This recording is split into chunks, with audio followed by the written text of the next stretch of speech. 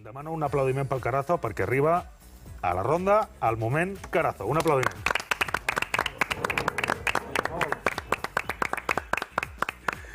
Molt bé, doncs avui, Carazo, de què parlarem? Pues de la meseta. Ya estoy hasta las mismísimas narices que siempre salgan con la misma cantinela. Vuelven a la carga. La central de lechera no descansa ni un minuto. Ganan el clásico y los madridistas ya se creen los reyes del mambo.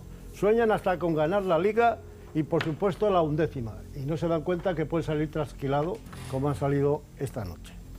Lo aprovechan todo para dar estela a los azulgranas, aunque la guerra no vaya con ellos. Aprovechan la expulsión de Torres para clamar al cielo por las ayudas arbitrales que parece recibir el Barça.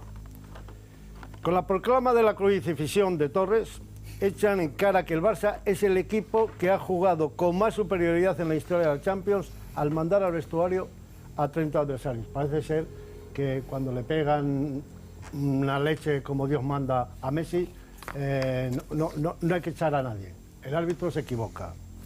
Dan pena. Sufren barcelonitas aguda todos ellos. Y Guti el que más. ¿A qué viene ese tuit el que hemos visto antes? Ja, ja, ja, ja. Esto ya huele mal. Tú sí que hueles a cuerno quemado. Y te lo digo de verdad que hueles a cuerno quemado.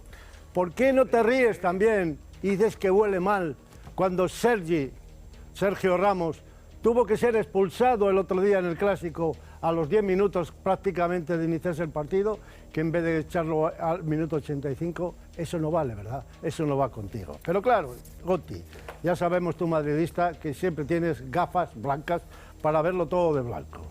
Mira, yo te voy a recordar que Urizar Apitarte, cuando ahora hablabas también de la expulsión, Urizar Apitarte ha dicho que era expulsión de Torres cierta.